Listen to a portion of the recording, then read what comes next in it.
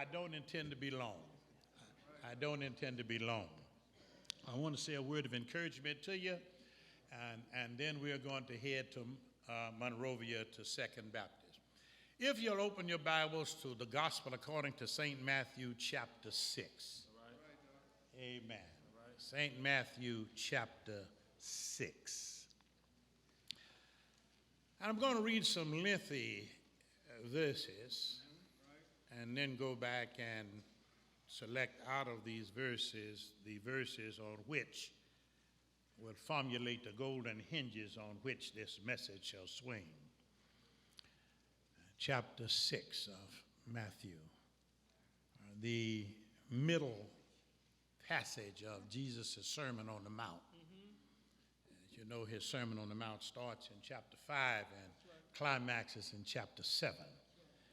And he didn't preach that in 2 or 3 Sundays. He preached that on one morning worship service. Amen. Amen. So if you think I'm long, amen, you should have been there on that mountaintop. Jesus. Amen. Amen. When he finished preaching. And listen, didn't nobody leave. Didn't nobody leave. They stayed there. Amen. Amen. Amen. He stayed there.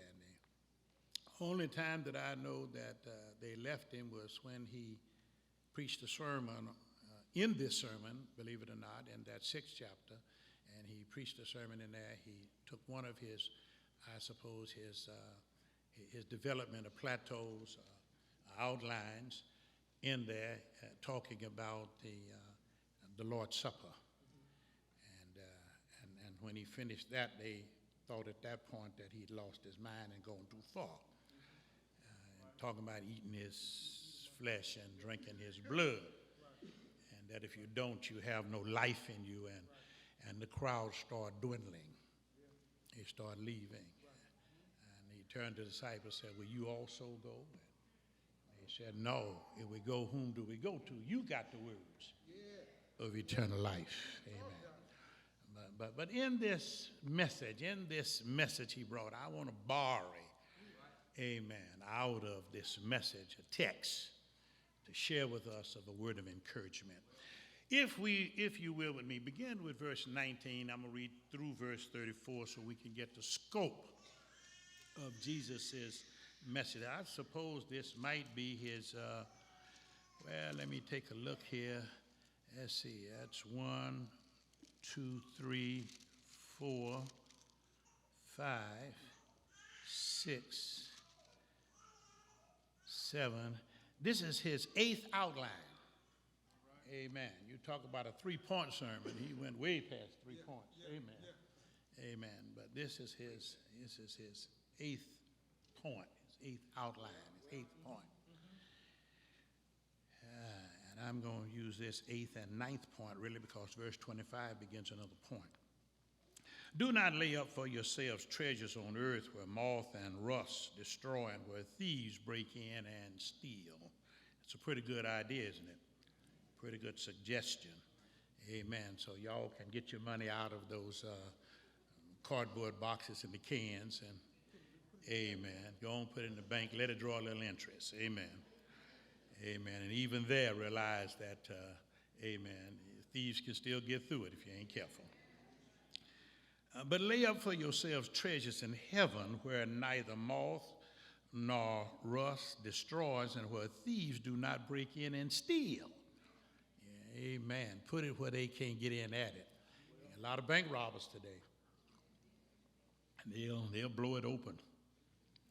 For where your treasure is, there your heart will be also.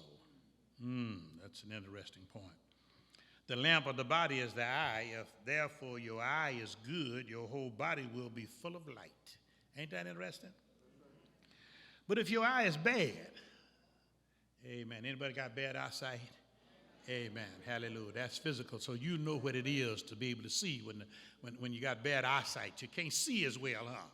Amen. Well, if your spiritual eyesight is darkened, you know what's happening. But if your eye is bad, your whole body will be full of darkness.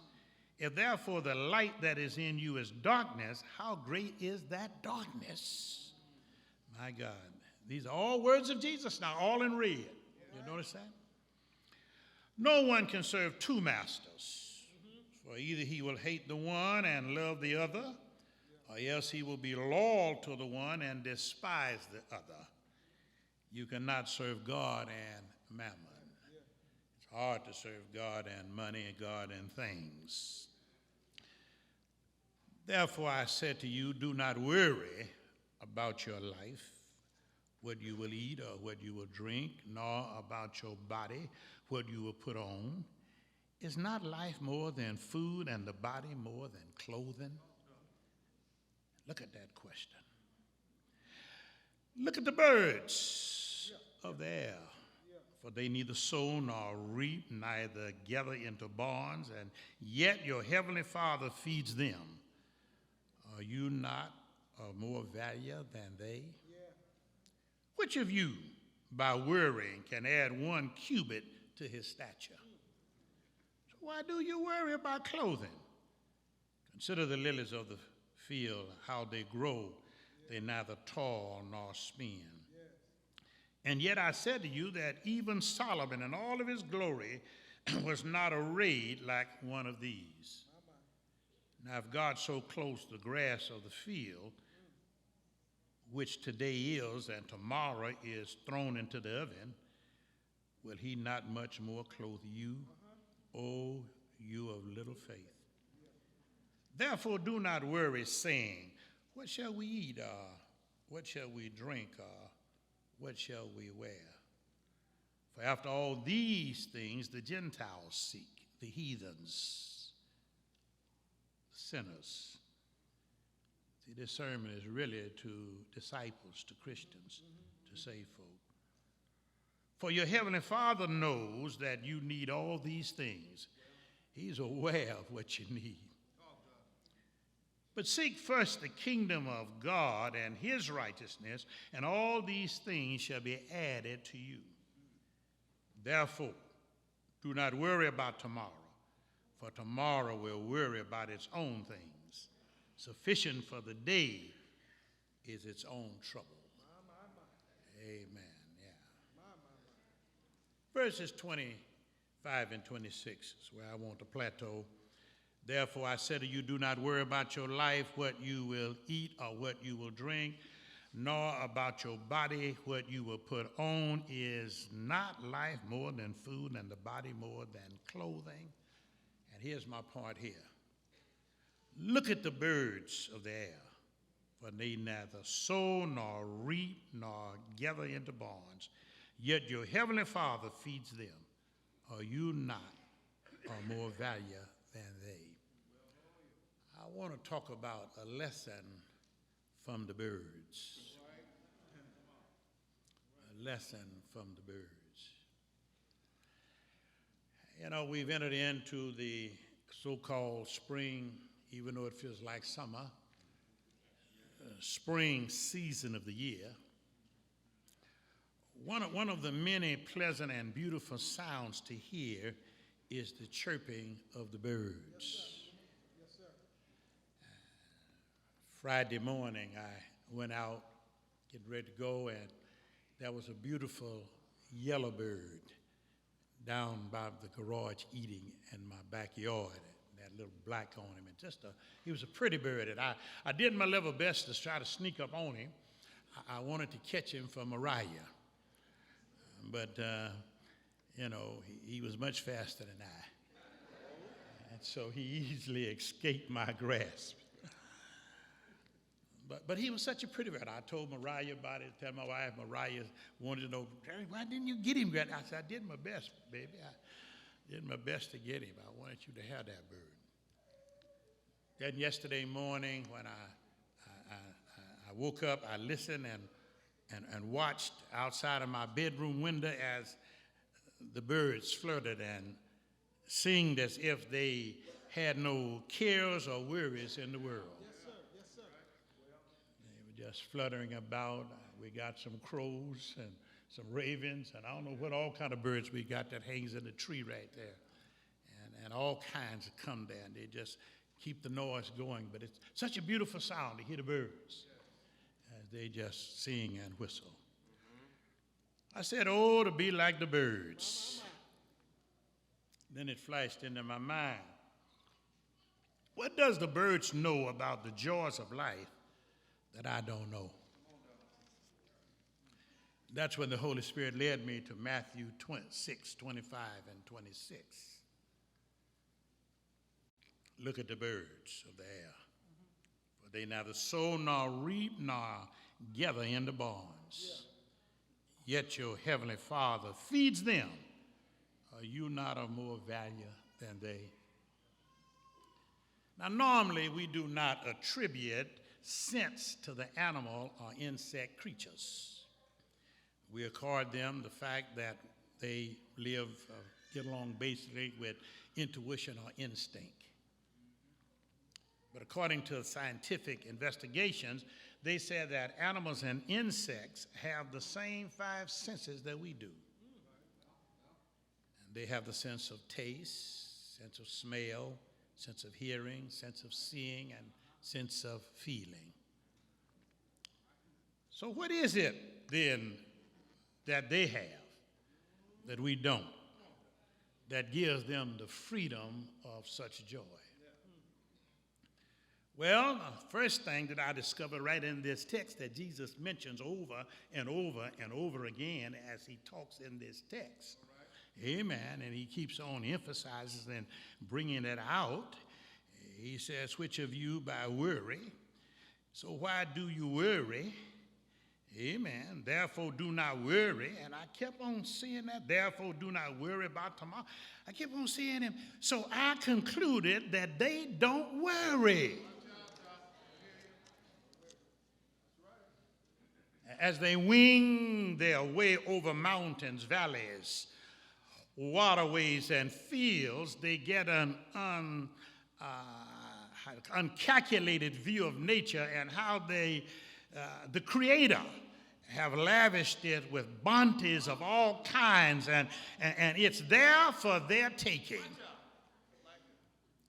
So don't worry about a meal or furniture or clothing. But not so with men. Every morning we wake up wondering about what we are going to eat for breakfast, for lunch, and for dinner. Somebody right now is worrying and thinking about where they're going to go.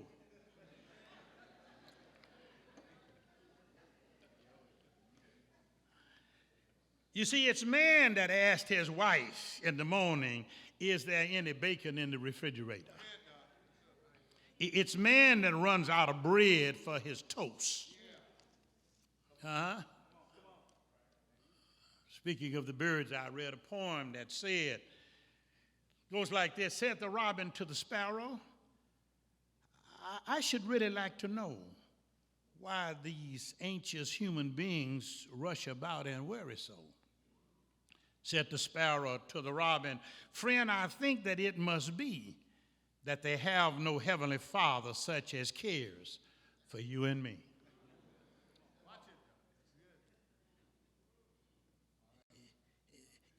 This poem is the reflection that Jesus sets forth in our text, that we as human beings are guilty of worrying over material things or yielding to anxieties about future supplies.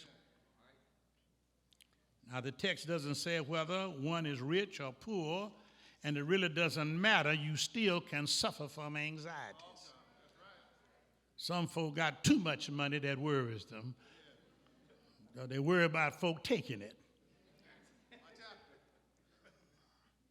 Some worry about how to get it. Nor does it matter whether you live in Orange County, in L.A., Watts, or in Compton. Live on Nob Hill. The same thing that affects human beings down here affects them up there. You see, anxiety runs in many degrees. Some folk here today might be worrying about how to spend or invest their millions. I'm using my good eye. You see, I close that right one. I'm trying to see who respond to the millions. Amen. Amen. Hell, I didn't get none, Lord. Ain't nobody. Or should they leave them to, you know, or whom should they leave them to without creating a family disaster? That's why we want this estate seminar. How to keep from losing it, or how to close that big deal. I should have added that, or to hit the lottery or win at Las Vegas. Amen. But I didn't put it ain't in there, so that just threw in. I want you to know. So I don't want to insult you. You see, the word anxiety means to be distressed or uneasy of mind caused by apprehensions of danger, of misfortune. So the word anxiety or anxious fits those with and those without. We're affected on both ends of the spectrum. Don't ever think that you can get enough to where you ain't going to be anxious. Proverbs said we're never satisfied. And you go there and read that sometimes. He talks about all those things which never says is enough. Those with who are grafting over what they have and those who without are covetous over what they have not. One group is upset, anxious because they got too much and trying to hoard and keep it, while the other group ain't got enough or nothing, and they're out trying to grab what the other guys got. And so they got us all watching each other. Amen, huh? And if you got I usually don't recommend too many movies, but if you get a chance, go see Crash. Crash, I think, is that the name of it, baby? Crash. Most informative movie, dealing with prejudices and anxieties and all kinds of different things, and bigoted, and it has so much of life in it, and how people are by nature, how we are by nature, how we misuse those who are going to be the ones with hands we fall into, and amen. In that movie, one section has a Latino who fixes a lock on a rich person's door, and when he finishes it, she goes to her husband and says to her husband, I want you to call out another locksmith in the morning. And he said, why, honey? He fixed it. She said, just call out another locksmith in the morning. She already assumes, because he's Latino, that he's already made a copy of the key to come back later. Human beings, we're made that way, built that way, have that in us. Now we are all seekers and ambitious and ambition. And ambition concerns our goals in life and creates our incentives for pursuing them. A person's ambition is what makes him tick. It uncovers the mainstream of his actions, his secret inner motivations. You want to find out who a person is, just sit and talk to them for a little bit, and you'll soon discover where they are, what they value, what's important to them in life. Now, if you read carefully the language of our text, it says that those of us who live in our modern world with its hurry, striving, and desperate struggle for existence, we are daily engrossed with the world's trinity of cares. Right. What shall we eat? What shall we drink? What shall we wear? Have you found yourself saying those things in the morning? Amen. Be honest. Be honest. It's all right. You ain't going to go to hell for being honest about it. Now, if you don't think our minds are filled with these desires, maybe you haven't been looking at or paying attention to your TV set, to your newspapers, your magazines, your advertisements. These medias expose a constant concern about the welfare of the body, how to feed it, how to clothe it, how to warm it, how to cool it, how to refresh it, how to relax it, how to entertain it, how to tantalize it. All of our advertisements are centered around the accent of good living in this life. Enticing advertisements range from winning the $6 million lottery. I go get me a cup of coffee or go to the service station, and I can't hardly get up there. I'm so glad they got now you can put the card in and pull it out because the line is too long for the lottery tickets.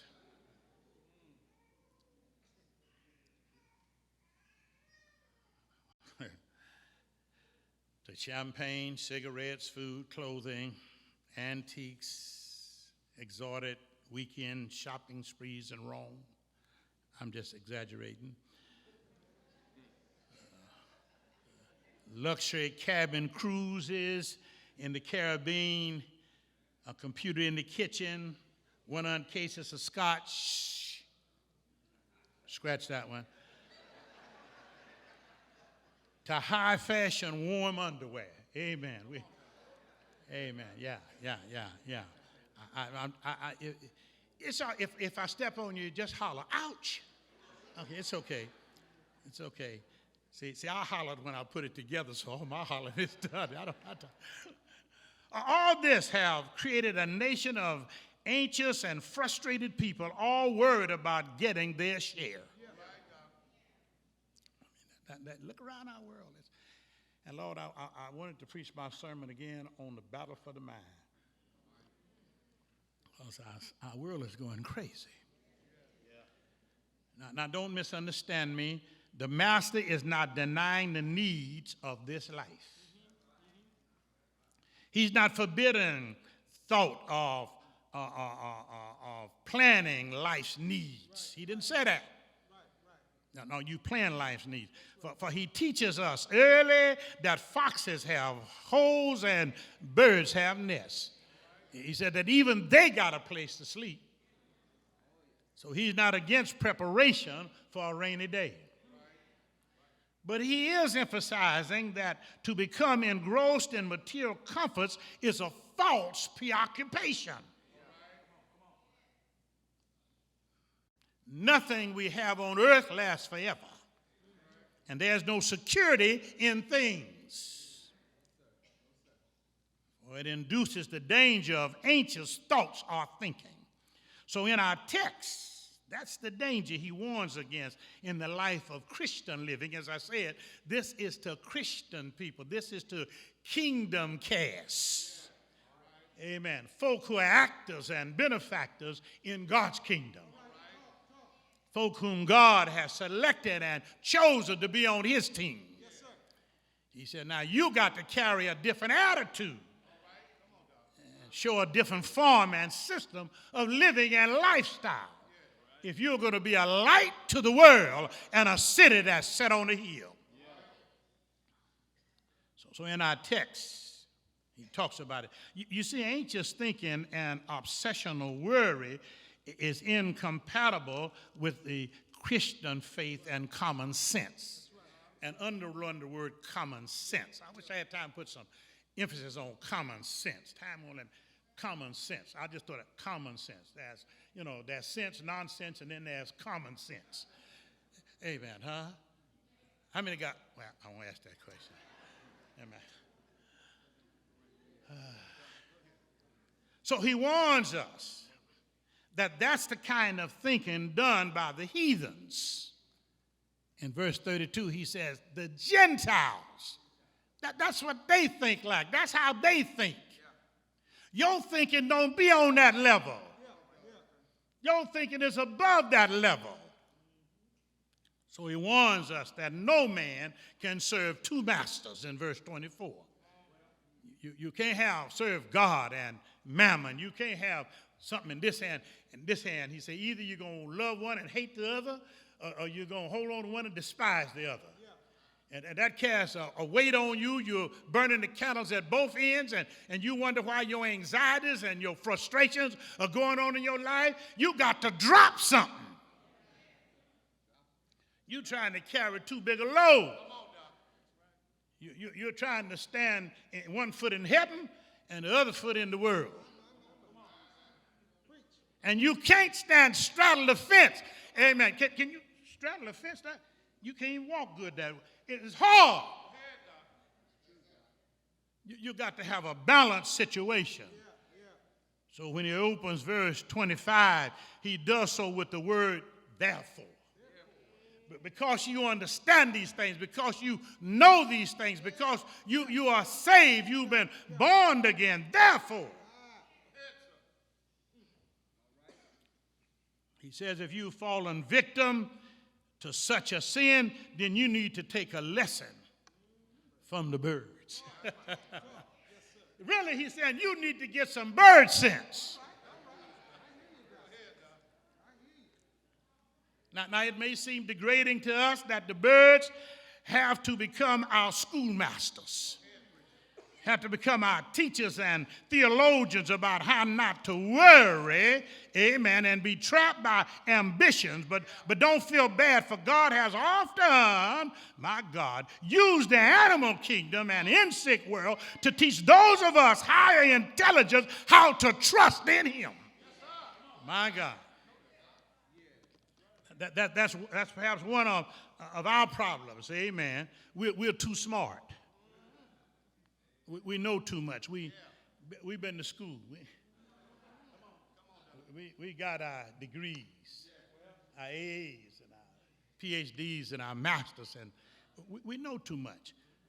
But take a lesson from the ox. Isaiah 1:3 said, the ox knoweth his owner, and the ass his master's crib. But Israel, meaning man, do not know. My people do not consider.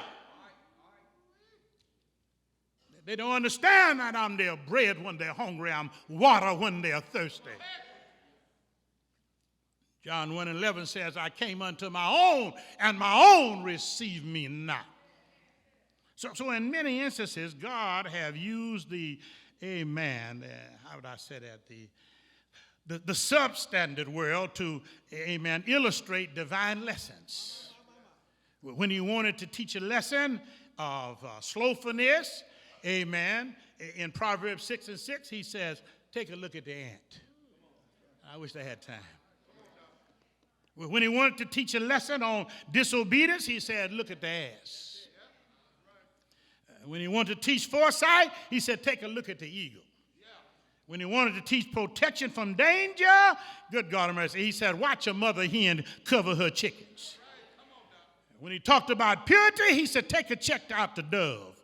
And I wish I had time to talk about the dove. He don't have a gall, but amen. But anyway, craftiness, he said, look at the fox. Strength and bravery, look at the lion. Meekness, look at the lamb. And for common sense, take a look at the fowls of the air.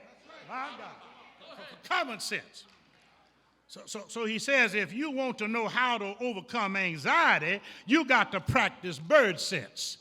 You got to take a lesson from the birds. The first thing he said we need to learn from the birds is their intuitive view of the sovereignty of God. My God. That they have learned, amen, that the sovereignty of God never weighs, amen, or measure or undercalculates provisional supplies for their existence. You just got to go out and pick up what you need for the day's supplies. That's all the bird says, amen, huh? Like Israel deal in the wilderness getting the pancakes. So birds know that more produced is left in the fields than they could gather or devour. And I tell you what really propped the sermon another way, when we had that bee's nest right here. How many saw it out there? Mm-hmm. Great big bee's nest there, right on the corner, beehive, right on the corner of this roof here. A few Sundays ago, and we got Steve and said, Steve, we got to get him out of here today. We can't wait till tomorrow. And so he called out a bee guy to come out and the thing, and we were all holding a meeting, and he shot up there and he froze the people. They froze the bees, and the bees fell to the ground. And Steve said when they fell to the ground, he said, Pastor, you should have seen the birds. They swooped in and began to eat. instinct. God automatically had provided for them. He said birds came from everywhere. How did they know? Because they have a God that's sovereign, that supplies all of their needs.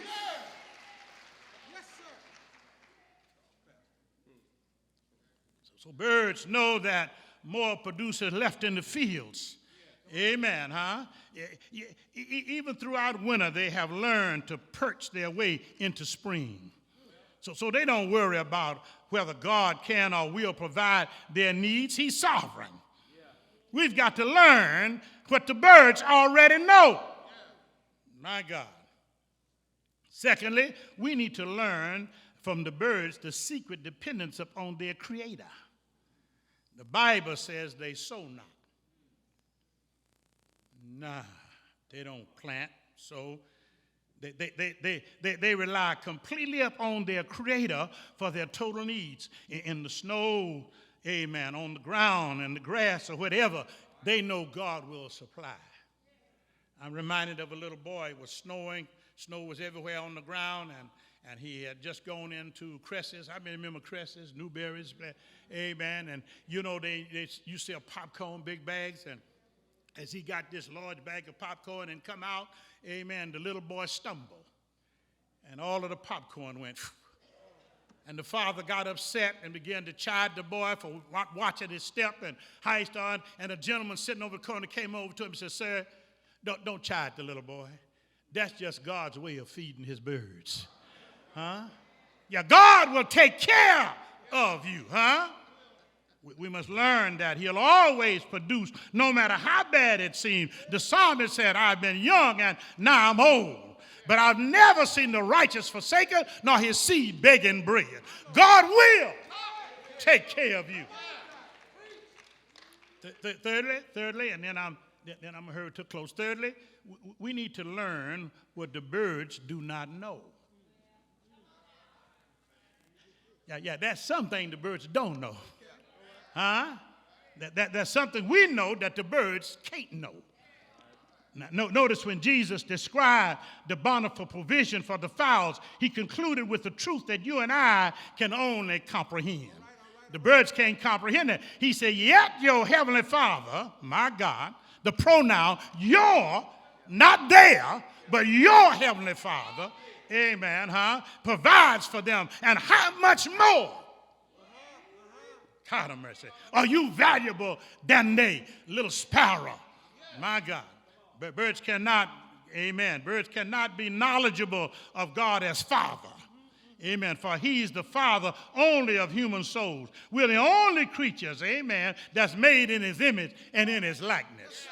The birds don't know this, and yet they have never been accused of not having his support. And they've never accused him of not being supported. But how many of us have blamed God because he hasn't provided? How many of us? Oh my God, if God would go on a strike, if he shut down heaven's doors, if he'd close it for just a moment, where would you and I be? How would we do?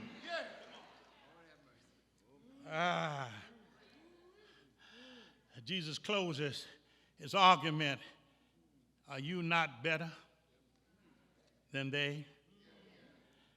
Let me close with this thought. We are our heavenly Father's children.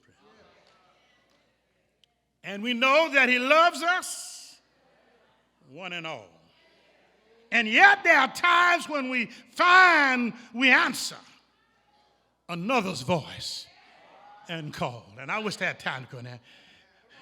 But if you're willing, he will teach us his voice only to obey no matter where. And he knows.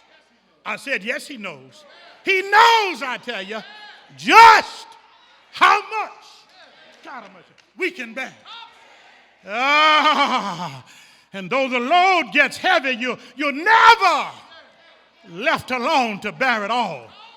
Yeah. Sometimes the load gets so that you don't know which way to turn. And sometimes it feels like you're walking all alone, but you never.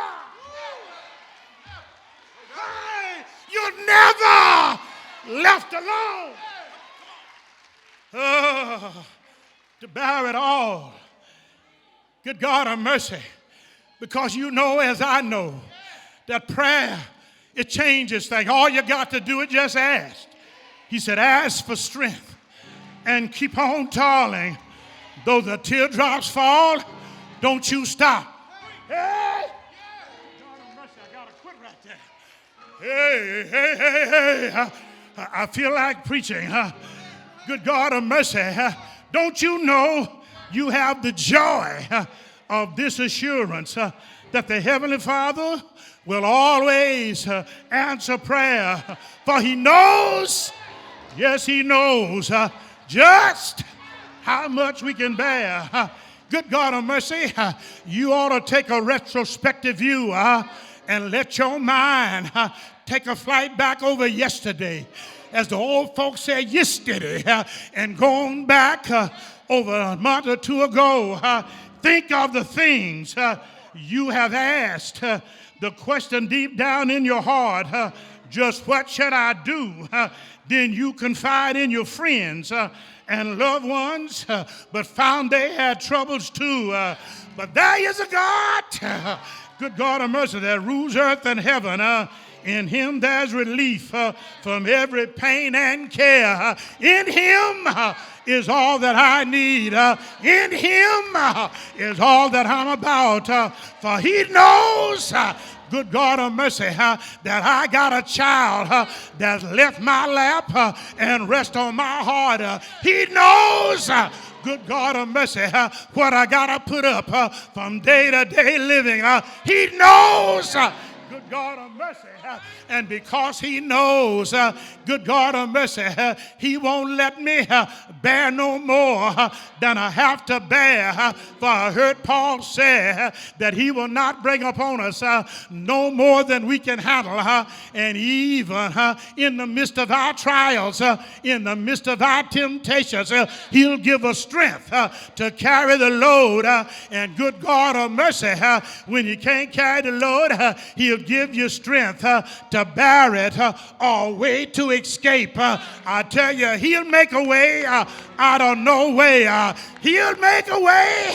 I said he'll open doors that no man shut, and shut doors that your enemies try to get through. I don't know about you, but have you tried him? I said, have you tried him? I don't know, but I've tried him, and I've discovered that he's a heart fixer. He's a mind regulator. He's a doctor that's never lost a case. Yeah.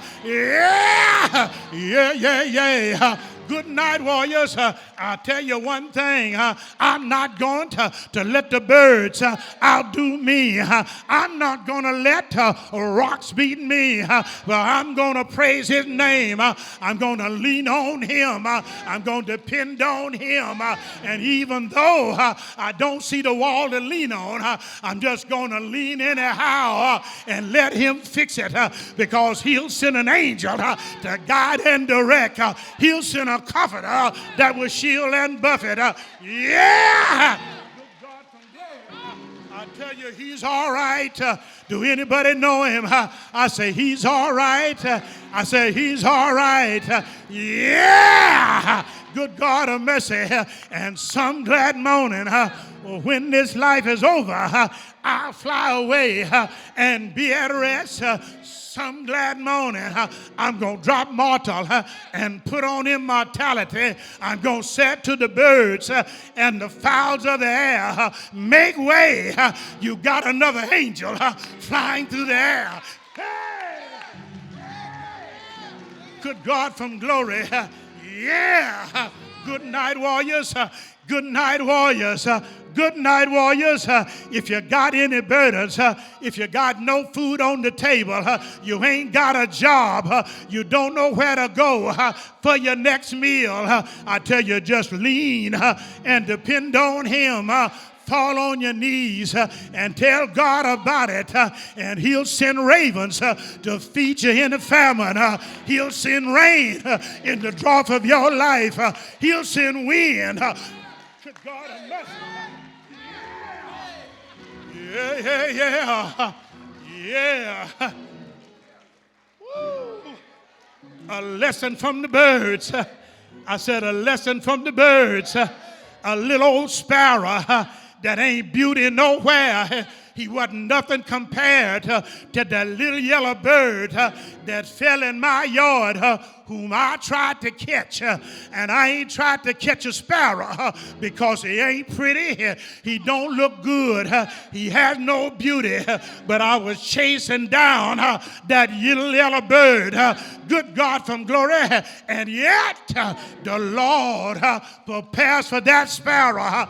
The Lord makes a way for that sparrow. The Lord, the insignificant little old brown dull, gray-looking sparrow, which nobody wants in their home. But every day, God prepares a table before him that he may eat and spend. Good God from glory, didn't David say that he'll prepare a table before us in the presence of our enemies? He'll anoint our heads with oil. Yeah! God of mercy.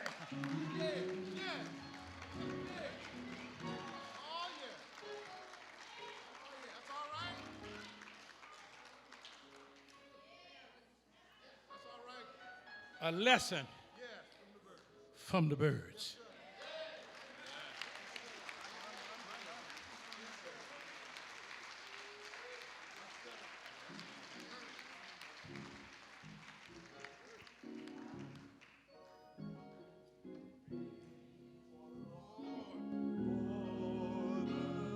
Lord, my side, on my side. Tell me where would I be? Tell me where would I be? Where would I be? Said if it had